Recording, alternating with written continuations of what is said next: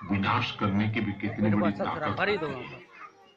प्रकृति हमें जीवन देती है, हमें पालती है, लेकिन कभी कभी बाढ़, भूकंप जैसी प्राकृतिक आपदाएं उसका भीषण स्वरूप बहुत विनाश कर देता है। बदलते हुए मौसम चक्र और पर्यावरण में जो बदलाव आ रहा है उसका बड़ा ही नेगेटिव इफेक्ट भी हो रहा है। पिछले कुछ दिनों से भारत के कुछ हिस्सों में, विशेषकर असम, नॉर्थ ईस्ट, गुजरात, राजस्थान, बंगाल के कुछ हिस्से अति वर्षा के कारण प्राकृतिक आपदा झेलनी पड़ी है। बाढ़ प्रभावित क्षेत्रों की पूरी मॉनिटरिंग हो रही है। व्यापक स्तर पर राहत कार्य किए जा रहे हैं।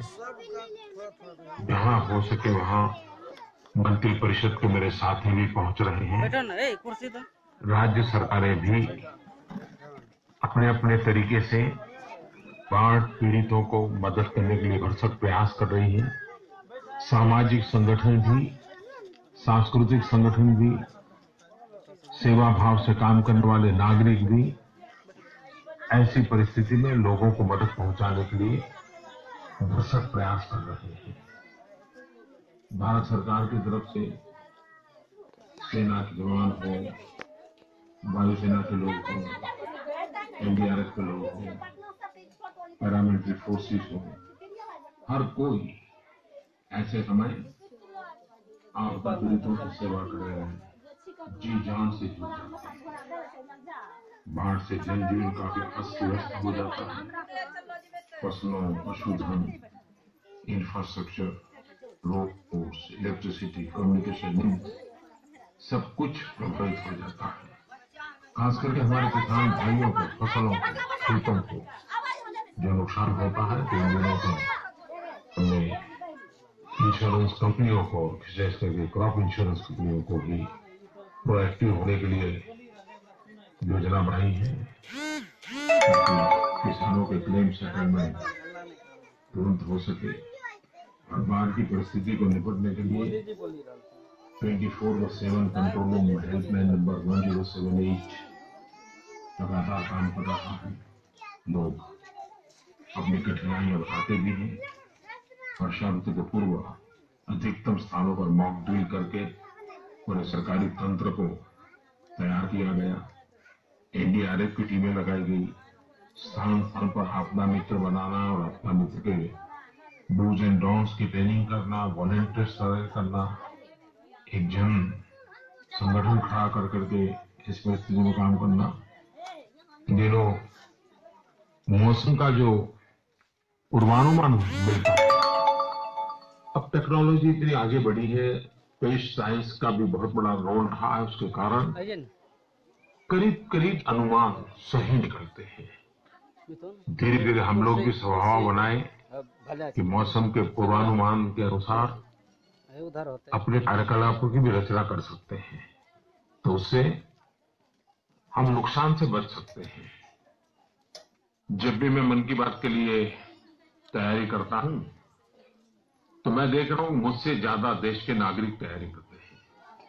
इस बार तो जीएसटी को लेकर के इतनी चिट्ठियां आई हैं, इतने सारे फोन कॉल आए हैं, और अभी भी लोग जीएसटी के संबंध में खुशी भी व्यक्त करते हैं, जिज्ञासा भी व्यक्त करते हैं। एक फोन कॉल मैं आपको भी सुनाता हूं। नमस्कार प्रधानमंत्री जी, मैं गुड़गांव से नीतू गर्ग बोल रही हूँ। मैंने आपके चार्टर्ड अकाउंटेंट्स डे की स्पीच सुनी और बहुत प्रभावित हुई। इसी तरह हमारे देश में पिछले महीने आज की तारीख पर goods and services tax GST की शुरुआत हुई। क्या आप बता सकते हैं कि जैसा सरकार ने एक्सपेक्ट किया था वैसे ही रिजल्ट एक महीने बाद आ रहे हैं या नहीं? मैं इसके बारे में आपके विचार सुनना चाहूंगी। धन्यवाद। जीएसटी के लागू हुए करीब 1 महीना हुआ है और उसके फायदे दिखने लगे हैं, और मुझे बहुत संतोष होता है, खुशी होती है जब कोई गरीब मुझे चिट्ठी लिख करके कहे गरीब की जरूरत की चीजों में कैसे दाम कम हुए हैं, चीजें कैसे सस्ती हुई है। अगर नॉर्थ ईस्ट दूर सुदूर पहाड़ों में जंगलों में रहने वाला कोई व्यक्ति चिट्ठी लिखता है कि शुरू में डर लगता था कि पता नहीं क्या है, पता नहीं क्या है, लेकिन अब जब मैं इसमें सीखने समझने लगा तो मुझे लगता है पहले से ज्यादा आसान हो गया काम, व्यापार और आसान हो गया। और सबसे बड़ी बात है, ग्राहकों का व्यापारी के प्रति भरोसा बढ़ने लगा है। अभी मैं देख रहा था कि ट्रांसपोर्ट एंड लॉजिस्टिक्स सेक्टर पर कैसे जीएसटी का इम्पैक्ट, दूरी तय करने में समय कैसे कम हो रहा है, हाईवेज क्लटर फ्री हुए हैं, ट्रकों की गति बढ़ने के कारण पॉल्यूशन भी कम हुआ है, सामान भी बहुत जल्दी से पहुंच रहा है। ये सुविधा तो है ही, लेकिन साथ साथ आर्थिक गति को भी इससे बल मिलता है।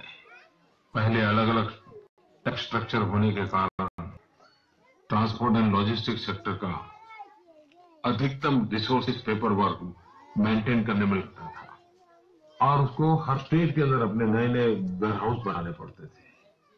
जीएसटी, जिसे मैं गुड एंड सिंपल टैक्स कहता हूं, सचमुच उसने हमारे अर्थव्यवस्था पर एक बहुत ही सकारात्मक प्रभाव और बहुत ही कम समय में उत्पन्न किया है। जिस तेजी से स्मूथ ट्रांजिशन हुआ है, जिस तेजी से माइग्रेशन हुआ है, नए रजिस्ट्रेशन हुए हैं, इसने पूरे देश में एक नया विश्वास पैदा किया है।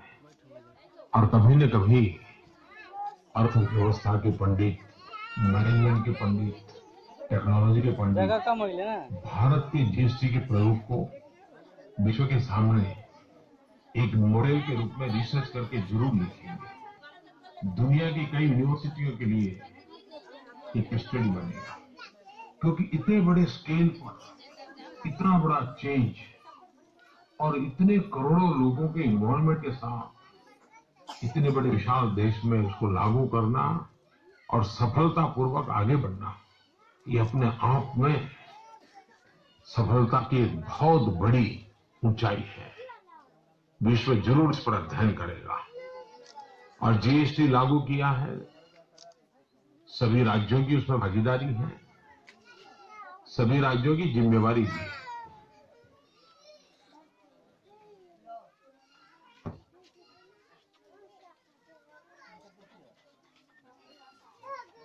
राज्यों ने और केंद्र ने मिलकर के सर्वसम्मति से किए हैं और उसी का परिणाम है कि हर सरकार की एक ही प्राथमिकता रही कि जीएसटी के कारण गरीब की थाली पर कोई बोझ न पड़े। और जीएसटी ऐप पर आप भली भांति जान सकते हैं कि जीएसटी के पहले जिस चीज का जितना दाम था तो नई परिस्थिति में कितना दाम होगा, वो सारा आपके मोबाइल फोन पर अवेलेबल है। वन नेशन वन टैक्स, कितना बड़ा सपना पूरा हुआ।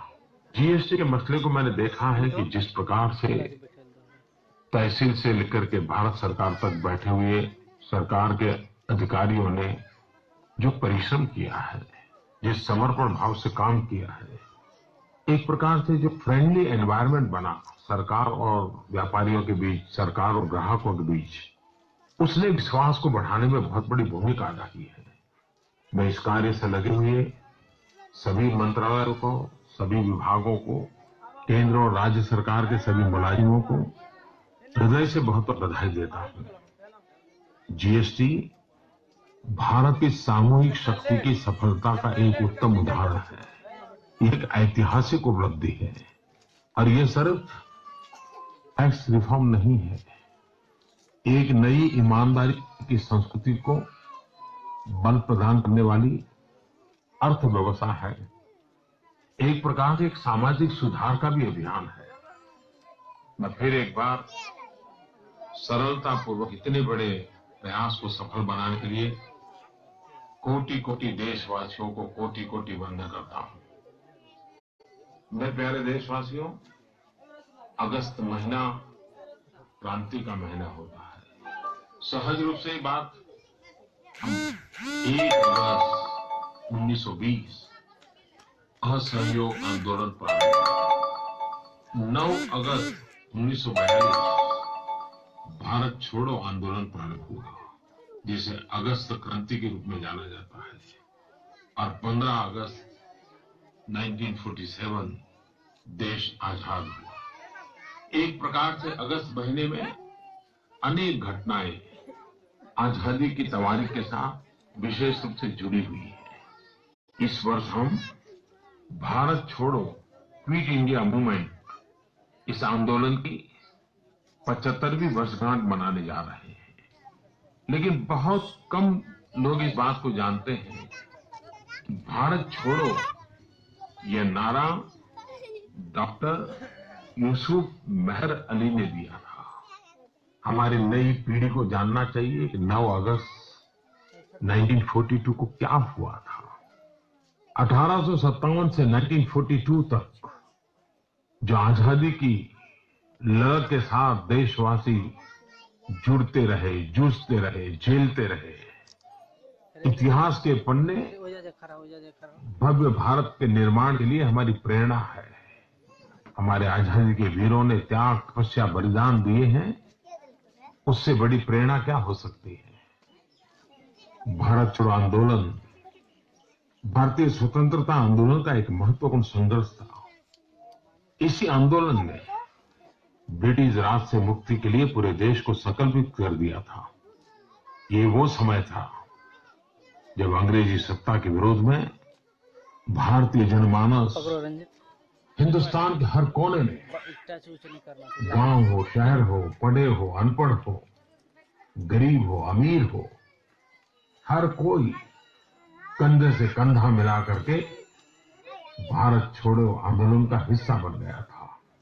जन आक्रोश अपनी चरम सीमा पर था। महात्मा गांधी के आह्वान पर लाखों भारतवासी करो या मरो के मंत्र के साथ अपने जीवन को संघर्ष में झोंक रहे थे।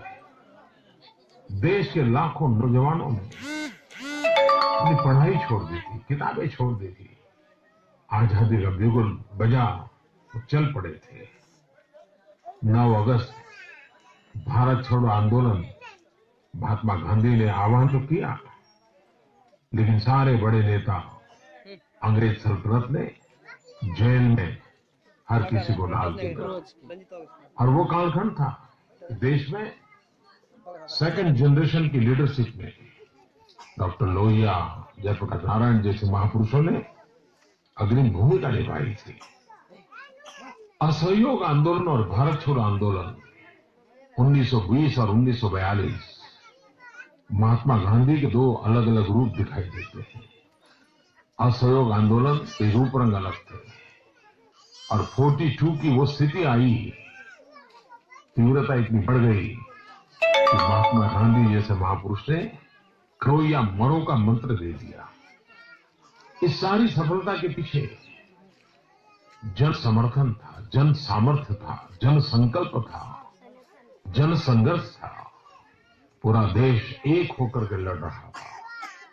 और मैं कभी कभी सोचता हूं, अगर इतिहास के पन्नों को थोड़ा जोड़ करके देखें तो भारत का पहला स्वतंत्र संग्राम 1857 में हुआ।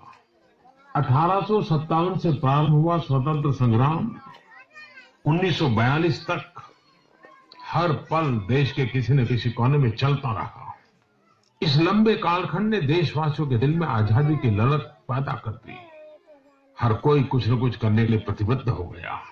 पीढ़ियां बदलती गई, लेकिन संकल्प में कोई कमी नहीं आई। लोग आते गए, जुड़ते गए, जाते गए, नए आते गए, नए जुड़ते गए और अंग्रेज सल्तनत को उखाड़ करके फेंकने के लिए देश हर पल प्रयास करता रहा। 1857 से 1942 तक की इस परिश्रम ने, इस आंदोलन ने एक ऐसी स्थिति पैदा की कि 1942 इसकी चरम सीमा पर पहुंचा और भारत छोड़ो का ऐसा बिगुल बजा कि 5 वर्ष के भीतर 1947 में अंग्रेजों को जाना पड़ा। 1857 से 1942 आजादी की वो ललक जन जन तक पहुंची और 1942 से 1947 5 साल एक ऐसा जनमन बन गया। संकल्प से सिद्धि के 5 निर्णायक वर्ष के रूप में सफलता के साथ देश को आजादी देने का कारण बन गए। ये 5 वर्ष निर्णायक वर्ष थे। अब मैं आपको इस गणित के साथ जोड़ना चाहता हूं। 1947 में हम आजाद हुए, आज 2017 है, करीब 70 साल हो गए। सरकारें आई गई, व्यवस्थाएं बनी, बदली, पनपी, बढ़ी। देश को समस्याओं से मुक्त कराने के लिए हर किसी ने अपने अपने तरीके से प्रयास किए, प्रयास हुए, अपने अपने तरीके से परिश्रम भी किया, सफलताएं भी मिली, अपेक्षाएं भी जगी। जैसे 1942 टू 1947 संकल्प से सिद्धि के एक निर्णायक 5 वर्ष थे। मैं देख रहा हूं कि 2017 से 2022 संकल्प के सिद्धि के और एक 5 साल का तबका हमारे सामने आया है। इस 2017 की 15 अगस्त को हम संकल्प पर्व के रूप में मनाएं और 2022 आजादी के जब 75 साल होंगे तब हम उस संकल्प को सिद्धि में परिणत करके ही रहेंगे। अगर 125 करोड़ देशवासी 9 अगस्त क्रांति दिवस को याद करके इस 15 अगस्त को हर भारतवासी संकल्प करेंगे, व्यक्ति के रूप में, नागरिक के रूप में मैं देश के लिए इतना करके रहूंगा, परिवार के रूप में ये करूंगा, समाज के रूप में ये करूंगा, गांव और शहर के रूप में ये करूंगा, सरकारी विभाग के रूप में ये करूंगा, सरकार के नाते ये करूंगा। करोड़ों करोड़ों संकल्प हो, करोड़ों करोड़ों संकल्प को परिपूर्ण करने के प्रयास हो। तो जैसे 1942 टू 1947 5 साल देश को आजादी के लिए निर्णायक बन गए, ये 5 साल 2017 से 2022 के भारत के भविष्य के लिए भी निर्णायक बन सकते हैं और बनाने हैं। 5 साल बाद देश की आजादी के 75 साल मनाएंगे। तब हम सब लोगों को दृढ़ संकल्प लेना है। आज 2017 हमारा संकल्प का वर्ष बनाना है। यही अगस्त मास संकल्प के साथ हमें जुड़ना है और हमें संकल्प करना है, गंदगी भारत छोड़ो, गरीबी भारत छोड़ो, भ्रष्टाचार भारत छोड़ो, आतंकवाद भारत छोड़ो, जातिवाद भारत छोड़ो, संप्रदायवाद भारत छोड़ो। आज आवश्यकता करेंगे या मरेंगे कि नहीं, बल्कि नए भारत के संकल्प के साथ जुड़ने की है, जुटने की है, जी जान से सफलता पाने के लिए पुरुषार्थ करने की है। संकल्प को लेकर के जीना है, जूझना है।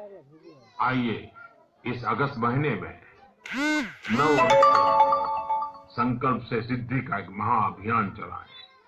प्रत्येक भारतवासी, सामाजिक संस्थाएं, स्थानीय निकाय की इकाइयां, स्कूल, कॉलेज, अलग अलग संगठन, हर एक न्यू इंडिया के लिए कुछ न कुछ संकल्प लेंगे। एक ऐसा संकल्प जिसे अगले 5 वर्षों में हम सिद्ध करके दिखाएंगे।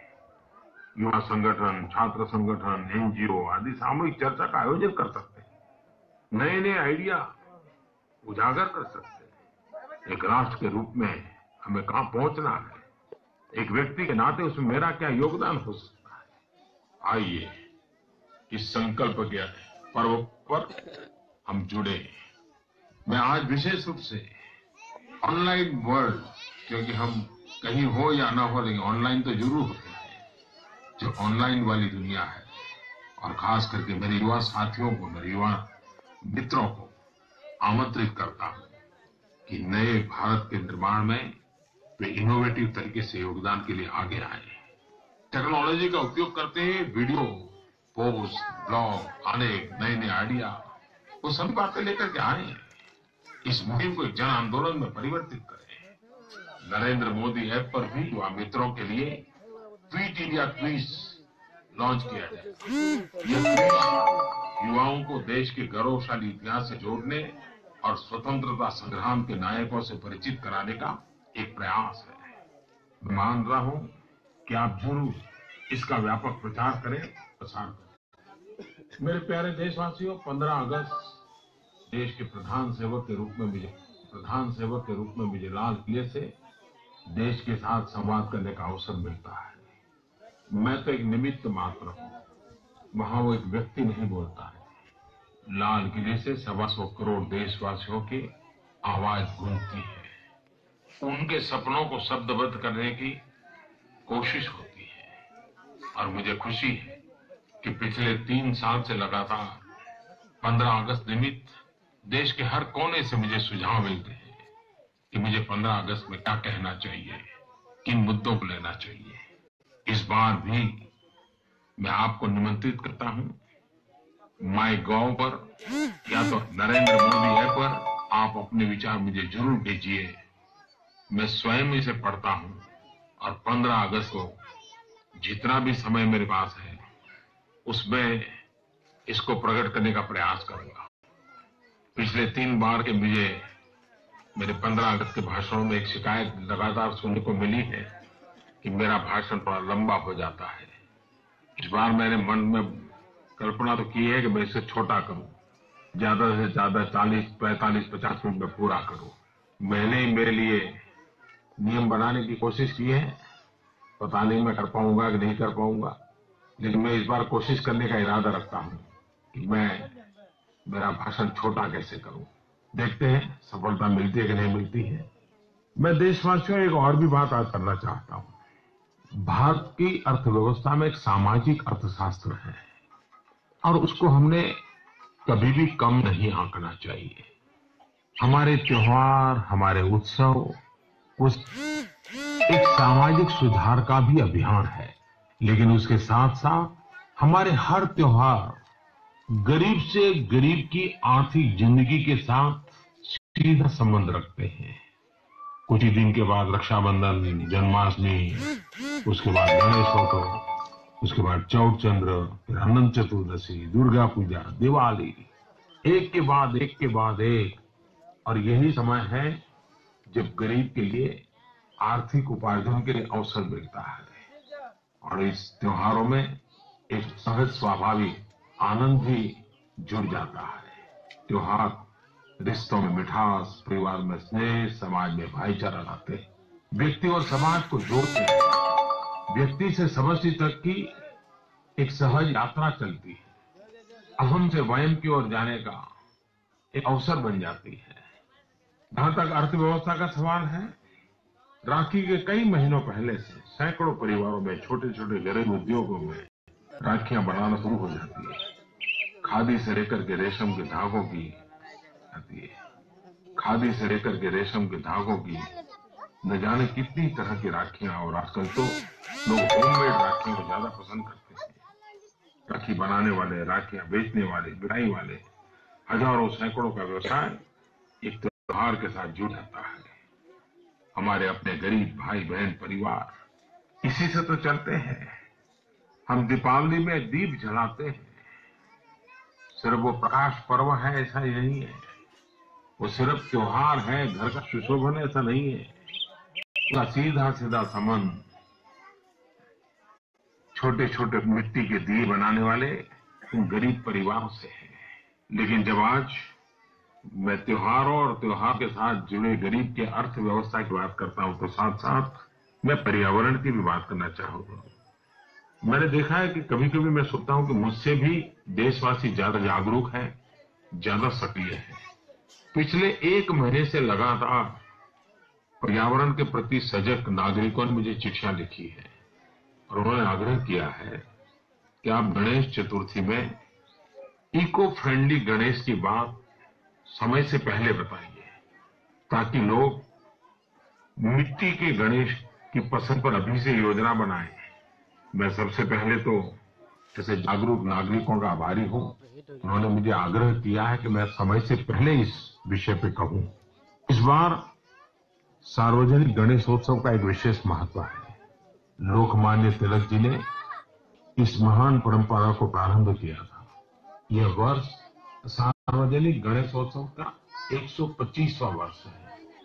125 वर्ष और 125 करोड़ देशवासी लोकमान्य तिलक जी ने जिस मूल भावना से समाज की एकता और समाज की जागरूकता के लिए, सामूहिकता के संस्कार के लिए सार्वजनिक गणेशोत्सव प्रारंभ किया था, हम फिर से एक बार गणेशोत्सव के इस वर्ष में निबंध स्पर्धाएं करें, चर्चा सभाएं करें, लोकमान्य तिलक के योगदान को याद करें और फिर से तिलक जी की जो भावना थी, उस दिशा में हम सार्वजनिक गणेशोत्सव को कैसे ले जाएं, उस भावना को फिर से कैसे प्रबल बनाएं और साथ साथ पर्यावरण की रक्षा के लिए इको फ्रेंडली गणेश, मिट्टी से बने हुए ही गणेश, ये हमारा संकल्प रहे।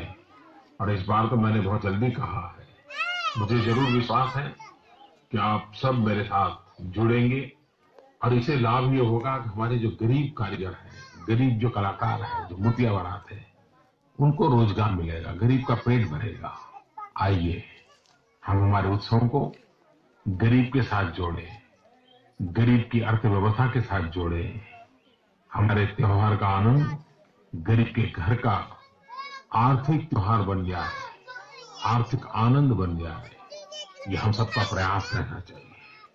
मैं सभी देशवासियों को आने वाले अनेक विविध त्योहारों के लिए, उत्सवों के लिए बहुत बहुत शुभकामनाएं देता हूं। मेरे प्यारे देशवासियों, हम लोग लगातार देख रहे हैं कि शिक्षा का क्षेत्र हो, आर्थिक क्षेत्र हो, सामाजिक क्षेत्र हो, खेलकूद हो, हमारी बेटियां देश का नाम रोशन कर रही हैं, नई नई ऊंचाइयां प्राप्त कर रही हैं। अब देशवासियों को हमारी बेटियों पर गर्व हो रहा है, नाज हो रहा है। अभी पिछले दिनों हमारी बेटियों ने महिला क्रिकेट विश्व कप में शानदार प्रदर्शन किया। मुझे इसी सप्ताह उन सभी खिलाड़ी बेटियों से मिलने का मौका मिला।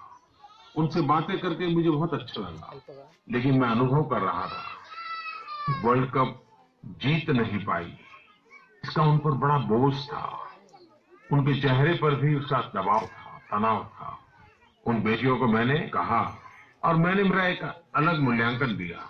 मैंने कहा, देखिए, आजकल मीडिया का जमाना ऐसा है कि अपेक्षाएं इतनी बढ़ा दी जाती है, और जब सफलता नहीं मिलती है तो वो आक्रोश में परिवर्तित भी हो जाती है।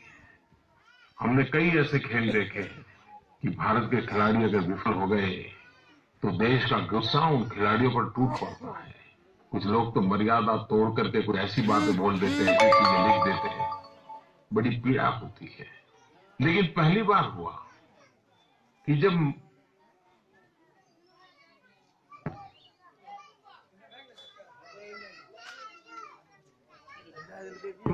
हमारी बेटियां विश्व कप में सफल नहीं हो पाई तो 125 करोड़ देशवासियों ने उस पराजय को अपने कंधे पर ले लिया। जरा सा भी बोझ उन बेटियों पर नहीं पड़ने दिया। इतना ही नहीं, इन बेटियों ने जो किया उसका गुणगान किया, उनका गौरव किया। मैं इसे एक सुखद बदलाव देखता हूं और मैंने इन बेटियों को कहा कि आप देखिए, ऐसा सौभाग्य सिर्फ आप ही लोगों को मिला है। आप मन में से निकाल दीजिए कि आप सफल नहीं हुए हैं। मैं जीते या न जीते, आपने 125 करोड़ देशवासियों को जीत लिया है। सचमुच में हमारे देश की युवा पीढ़ी, खास करके हमारी बेटियां, सचमुच में देश का नाम रोशन करने के लिए बहुत कुछ कर रही है। मैं फिर से एक बार देश की युवा पीढ़ी को, विशेष करके हमारी बेटियों को हृदय से बहुत बधाई देता हूँ, शुभकामनाएं देता हूँ। मेरे प्यारे देशवासियों, फिर एक बार स्मरण कर रहा था अगस्त क्रांति को, फिर बार स्मरण करा रहा हूँ 9 अगस्त को, फिर एक बार स्मरण करा रहा हूँ 15 अगस्त को, फिर एक बार स्मरण करा रहा हूँ 2022 आजादी के 75 साल। हर देशवासी संकल्प करे, हर देशवासी संकल्प को सिद्ध करने का 5 साल का रोड मैप तैयार करे।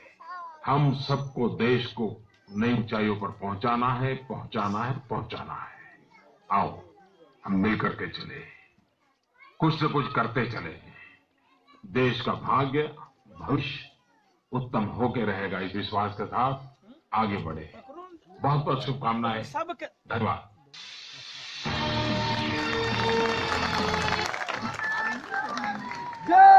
तो हमने सुना किस तरीके से 9 अगस्त से शुरू होगा संकल्प पल। गंदगी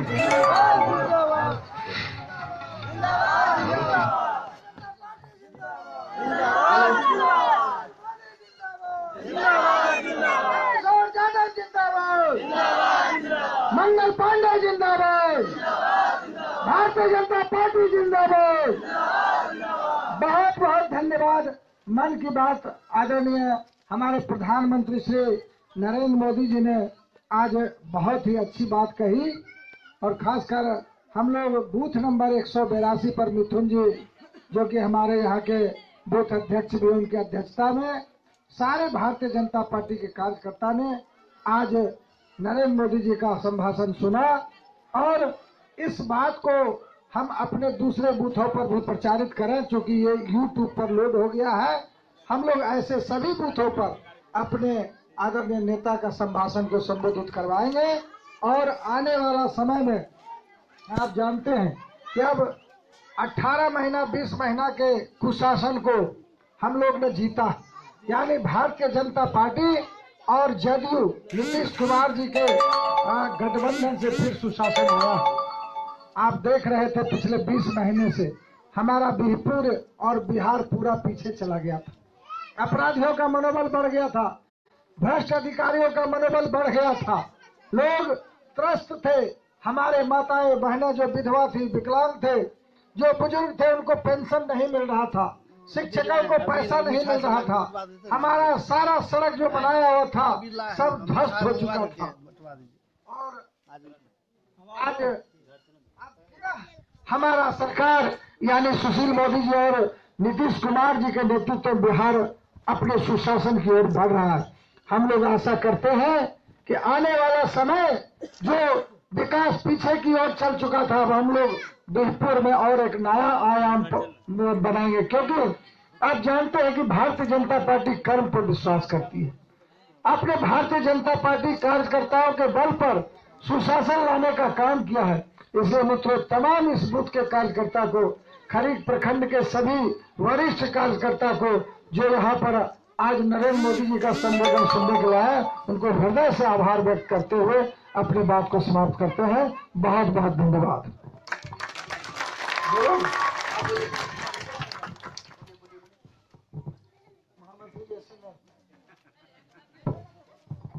मित्रों, हमारे बीच में नौगछिया जिला भाजपा महामंत्री मेहता सचिदानंद जी भी हैं, वो आपके बीच में अपनी बात को रखेंगे। मन की बात आपने सुनी, इनको अपने जीवन में उतारने का भी प्रयास होना चाहिए, और जहां तक हो इनका प्रचार प्रसार भी होना चाहिए। प्रधानमंत्री नरेंद्र मोदी जी आपके लिए बहुत सारे योजनाएं तैयार की है, जैसे अटल पेंशन योजना, सुकन्या योजना, उज्ज्वला योजना, जो घर घर गरीब बीपीएल परिवारों को गैस मिले, ऐसे बहुत सी योजनाएं आपके लिए प्रधानमंत्री के द्वारा तैयार किया गया है। इससे लाभ भी मिल रहे हैं, बहुत से बीपीएल परिवार गैस कनेक्शन भी ले रहे हैं, और आप भी उनसे जुड़े और उनसे फायदा उठाएं।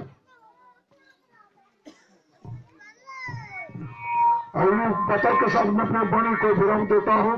जय हिंद, जय भारत, जय भारतीय जनता पार्टी। अब हम आप लोगों के बीच हमारे वरिष्ठ कार्यकर्ता और हमारे पूर्व महामंत्री चुन्नू जी दो बात आप लोगों के बीच रखेंगे।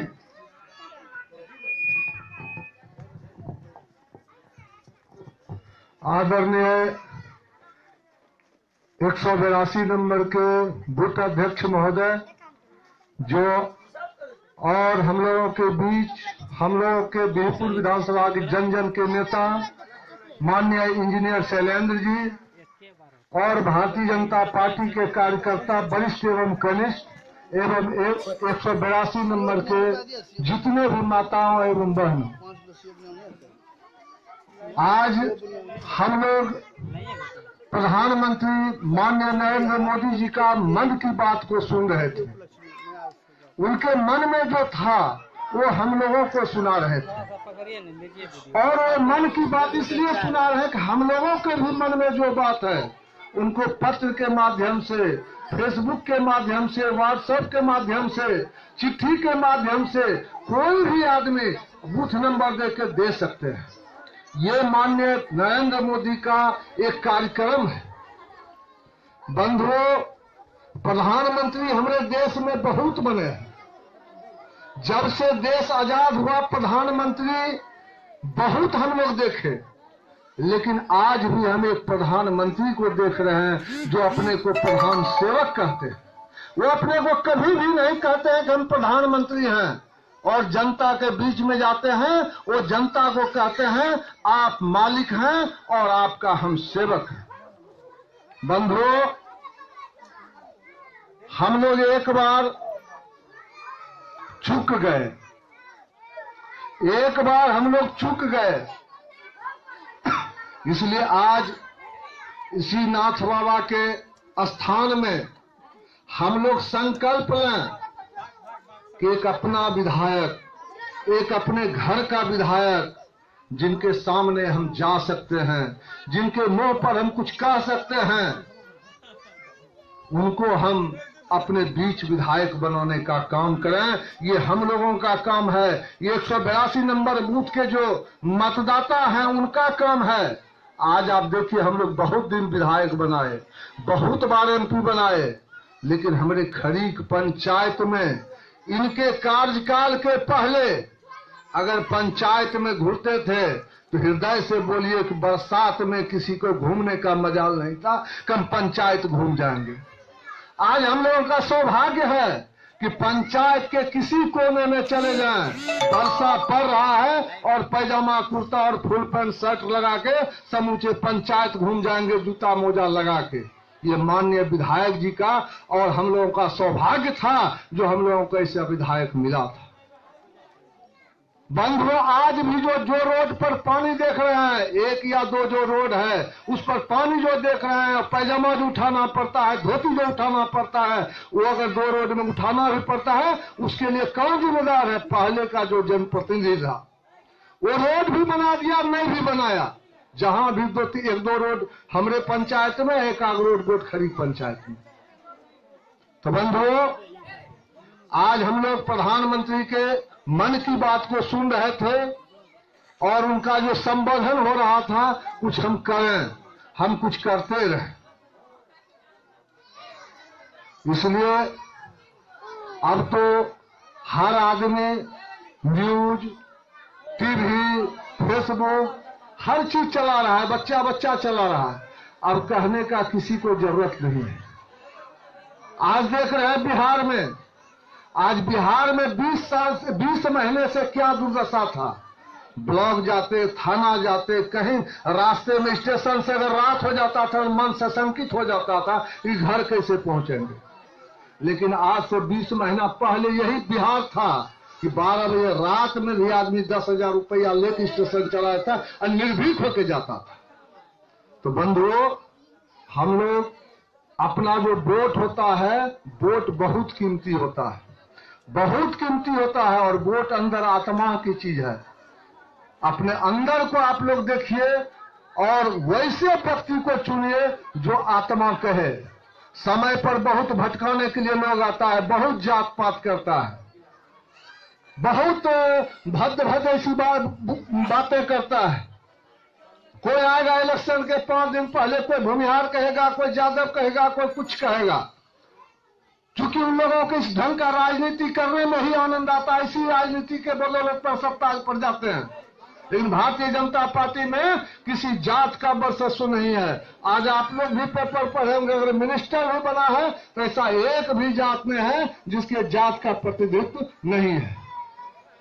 आज लालू यादव कहता है यादव हमें, क्या नित्यानंद राय हमारा प्रदेश अध्यक्ष यादव नहीं है? क्या नंद किशोर यादव हमारा PWD मिनिस्टर यादव नहीं है? तो भारतीय जनता पार्टी में किसी जात का वर्चस्व नहीं है। ये संगठन की पार्टी है, ये कार्यकर्ता की पार्टी है। और जिस कार्यकर्ता में जो क्षमता होता है उसके अनुरूप इनको पद या पोस्ट दिया जाता है। उसमें किसी को नहीं देखता है कौन जात है कौन बरादरी है। सब बोल रहा था कि अडवाणी जी राष्ट्रपति बनेंगे। किसी के मन में था कि हमारा कोविंद जी राष्ट्रपति बनने के लिए जा रहे हैं, लेकिन एक जो सबसे निचले पंक्ति के निचले समाज के थे उनको राष्ट्रपति बनाने का काम भारतीय जनता पार्टी ने किया। भारतीय जनता पार्टी में न जात है न पात है। भारतीय जनता पार्टी में संगठन और व्यक्ति का महत्व है। जो व्यक्ति जो क्षमतावान होता है उसके अनुसार से उनको नवाजा दिया जाता है, उनको उस ढंग से इनाम दिया जाता है। आज नरेंद्र मोदी एक चाय बेचने वाला का बेटा था, एक साधारण परिवार का था, आज भी उनका परिवार साधारण है और भारतीय जनता पार्टी का चेहरा है, प्रधानमंत्री अपने कर्म पर है। तो भारतीय जनता पार्टी में किसी जात पात का स्थान नहीं है। यहीं पर आप के लोग के बीच में बैठे हैं, ऐसा एक भी जात नहीं है जो इस मंच पर नहीं है, इस चौकी पर नहीं है। ऐसा एक भी मतदाता नहीं है जो कौन जात, हमारा खरीद पंचायत जो है ऐसा एक भी जात है जो हमारे पंचायत में नहीं है। सभी जात के लोग हैं, किसी का यहाँ बरसे सुने हैं। उसी तरह भारतीय जनता पार्टी में किसी जात का बरसा सुने हैं। इसलिए समय आने पर अगर कोई बरगलावे, उसके बरगलावेपन पर हम लोग को नहीं आना है और अच्छे आदमी का चयन करना है और देवपुर विधानसभा का और खरीद पंचायत का विकास करना है। इसी के साथ अपने वाणी को विराम देते हैं। जय हिंद, जय भारत।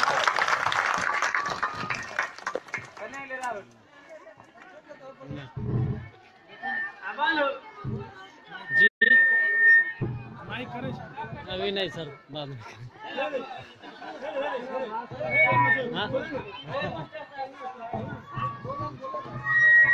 अब हम लोगों के बीच युवा कार्यकर्ता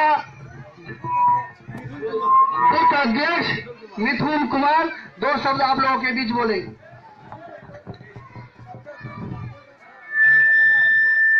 हमारे देवपुर विधानसभा के माननीय पूर्व विधायक जी और हमारे समाज के 182 बूथ नंबर के जितने भी वरिष्ठ सदस्यगण और जनतागण हैं, सभी को हमारे तरफ से प्रणाम।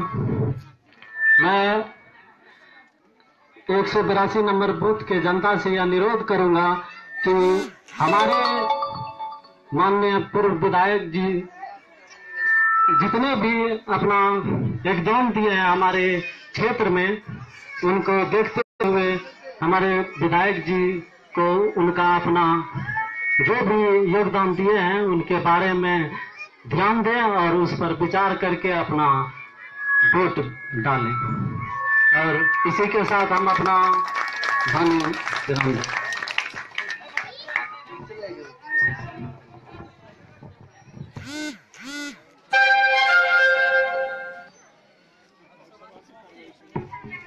बोले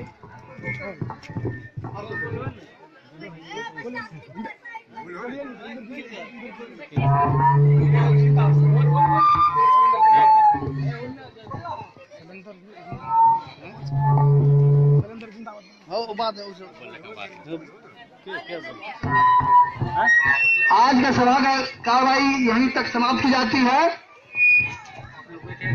और आप लोग अभी बैठेंगे, चाय पी करके जाएंगे। हल्का हल्का गाना, बढ़िया लगाना। कौन रंजीत रंजीत बंद करना रे।